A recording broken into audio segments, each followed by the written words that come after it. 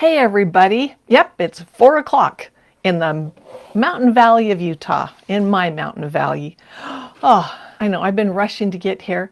I've been rushing to get everything right, and I hope I do. I hope I do. Let me see if I can pull it up. Yeah, I think we're going to be able to do it. Don't make any noise now. Let me see if I can bring it up. Yes, I am here. If you are here, please say something in the chat so that I know you're here. It just helps everything run smoothly. And I can see there's lots of you here. Thank you for joining. I know 4 o'clock on a Wednesday. Oh my heck. I know. When will she ever get everything where it's supposed to be? Well, right now this is going to be good. But I know a lot of you are on vacation. You're out with your family, you're working in the yard, you're doing fun things. Maybe you're swimming at the pool. That's okay. You don't always have to be here, right? I want you here, maybe later if it comes, but that's great. I love having you here. And when you come, be it now or later, please tell me you're here, all right? Otherwise, I won't know, and I do want to know. Let me make sure that everything is running. I think it's all here. I'm waiting for it to pop up. So give me 1 second. I know 4 o'clock is a little early, don't you think? Early for some people, late for others. All right, we are going to be doing something. Let me see what's going on over here. Got to make sure I've got everything doing what it's supposed to do. And I think I do. So please say something. I can see that you're there. It tells me people are there. It just doesn't tell me who you are. And if I want to see who you are, I got to know because you got to say something. So tell me what your weather is like. Let me tell you what our weather is like because about a week ago, it was so hot. We were like 99. I know that doesn't sound like really hot, but it is. It's pretty darn hot. And then by Sunday, we had dropped into the 60s and the 40s. I couldn't believe it. And now it's starting to creep back up. And that's okay. I don't mind that so much. When it gets to be 99, that's really hot. And I'm looking for an AC really fast. And some of the time our AC didn't work really well. And I'm thinking, what's going on here? Okay, I got some fun facts for you. In fact, I've got this kind of blew my mind. But I'm going to hold it for just a sec. I want you to know the ladies are doing well. They're happy. We were babysitting about 3 dogs for about 3 weeks. And most of the time it was 1 dog, then it was 2 dogs, and then we had 3. One of those dogs was a blue heeler, kind of. I think there's other things in him too.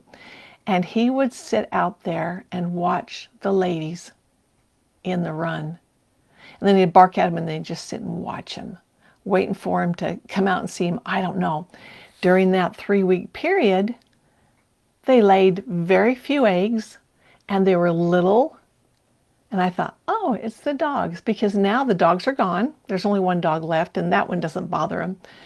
And they're starting to get more eggs back. I have 11 ladies and some days I get 11 eggs. Some days it's 10.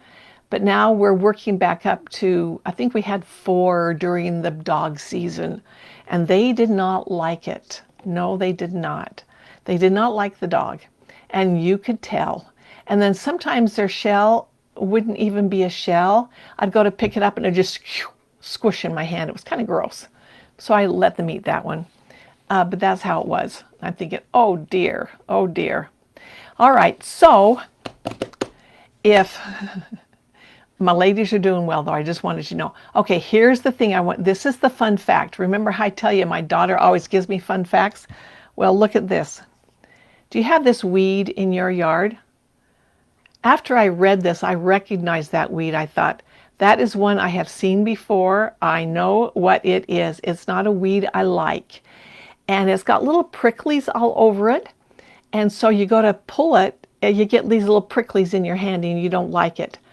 But I don't know why, but we have a lot of these. If you've got a lot of these, let me know. If you don't, you're lucky. Let me tell you what this is. I just read it. Ouch. I don't know where to hold it. I don't like getting those little teeny prickles because they are just little teeny. All right, if you have this in your yard, do you know what it is? To me, it's just a dumb old weed. A century ago, this plant was referred to as the opium lettuce. It kind of looks like lettuce, opium lettuce, because it was used as a sedative and a pain reliever medicine by doctors. Who knew? Who knew that 100 years ago that's what they did? It grows wild over most of the U.S. A true variety of opium lettuce is called, I cannot say this one, I'm not going to say it.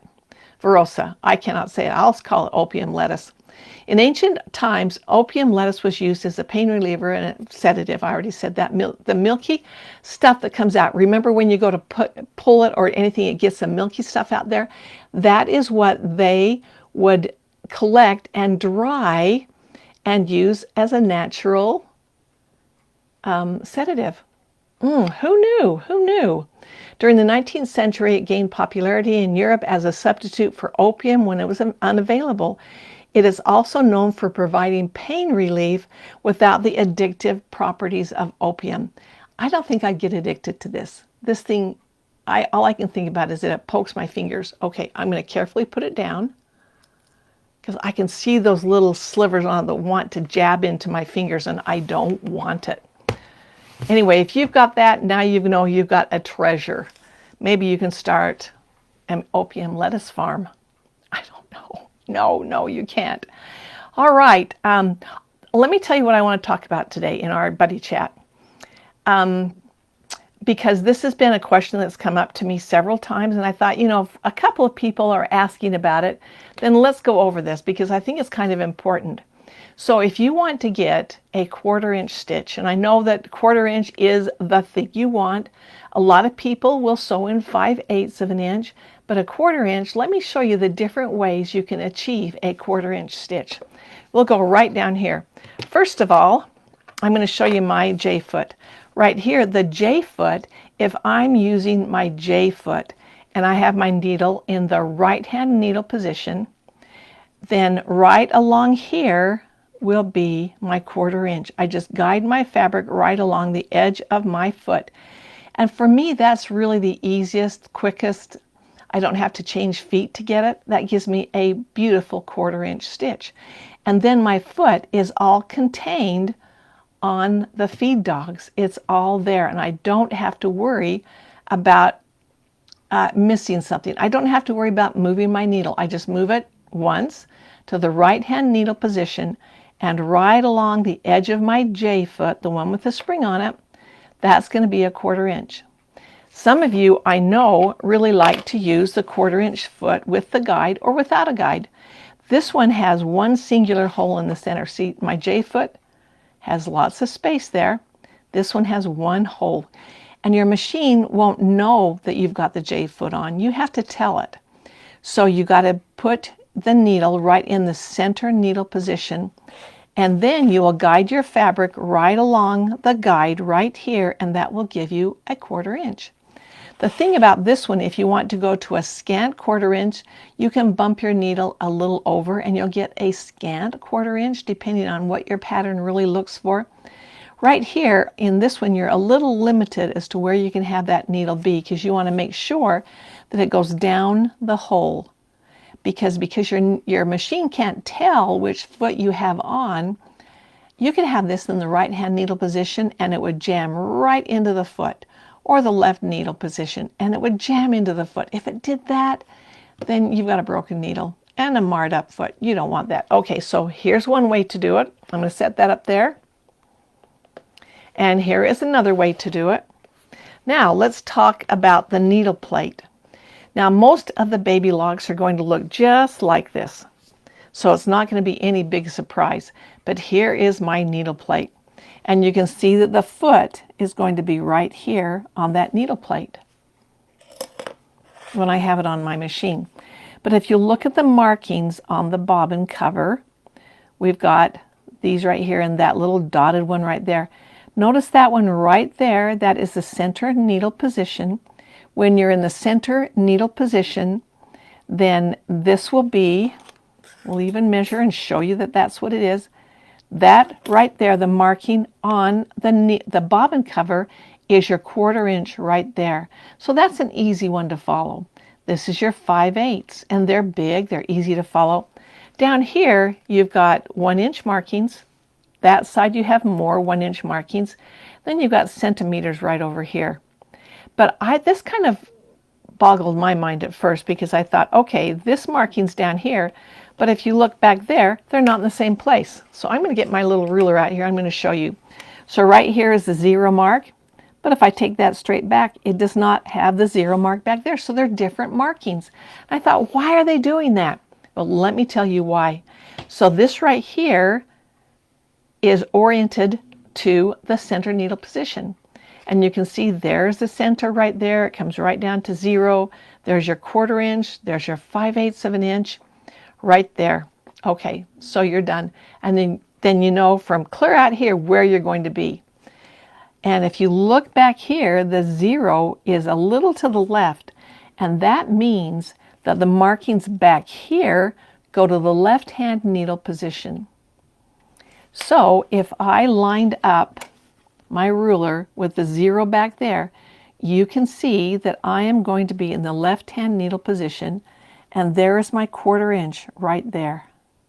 So if you want to follow that, you definitely could. With your needle in the left-hand needle position, just line that right up there to the 1/4 inch, or the 5/8 or the 1 inch. You'll get all of those markings back there. Now I'm going to bring back my J-foot. I'm going to tell you a little bit more about that. If you've got your needle in the left-hand needle position, and you remember that's this one right here, that's going to be your left-hand needle position. Let me back up just 1 minute. So this 1/4 inch is going to be to the right side. So your fabric is going to be lined up right here. That is going to be the line up for your 1/4 inch in that direction. If you have your fabric lined up on the side of the foot, on the left side of the foot right there, then your left-hand needle position is going to be a 1/4 inch from that side. So in your left-hand needle position, you can get a 1/4 inch on this side or on the right side, depending on which one you want to follow. You've got a 1/4 inch there, but you also have a 1/4 inch on the side of the foot. So it really depends on where you position your fabric and how it's in there. So there you go. So we have found that with this foot, you can get a 1/4 inch stitch in the right-hand needle position from this side of the foot, the left-hand needle position from that side of the foot. You can get a center needle position following the guide right here. This is your 1/4 inch foot with the guide or without a guide.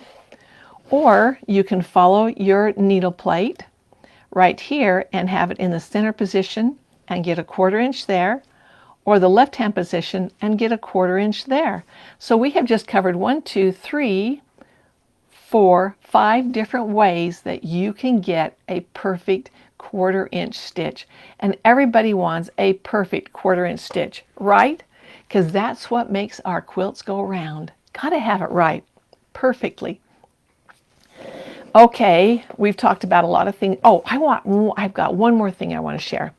All right, this has nothing to do with the needle plate nor the feet, but you know, when you're doing a zigzag stitch and you're going back and forth like this, or even a straight stitch, if you want to move, you know that if you want to move your straight stitch over, then you just have to have it touch the right-left needle position or the width.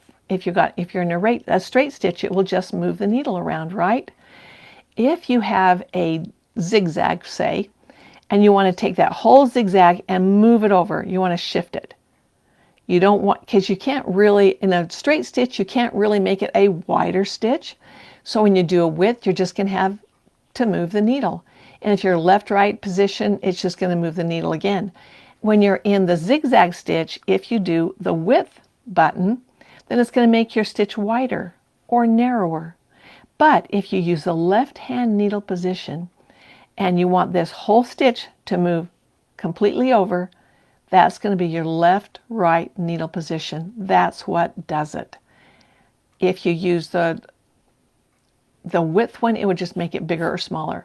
But the left-hand needle position, the LR That's how it's written on your machine, the L/R.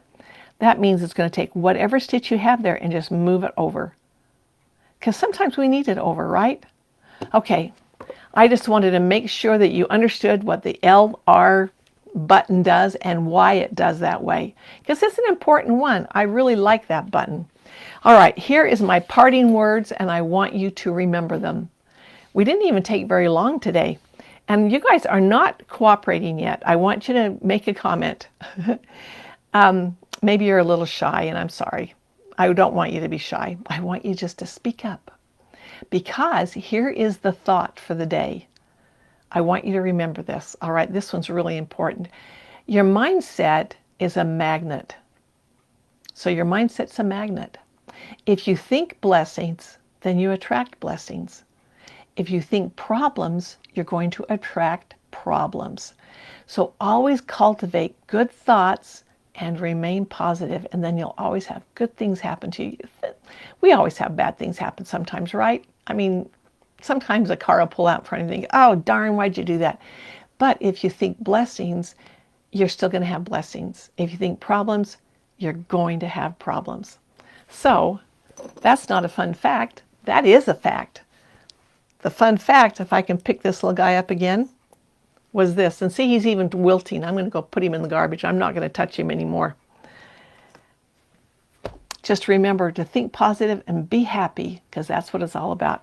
All right, if you watch later, please make a comment and I'll comment back and we'll just have some fun. By the way, I have something really big coming up.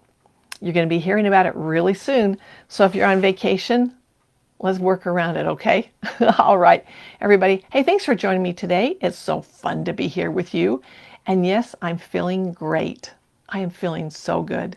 The surgery was a week and a half ago. I am doing great. I'm a new woman, and that's fun.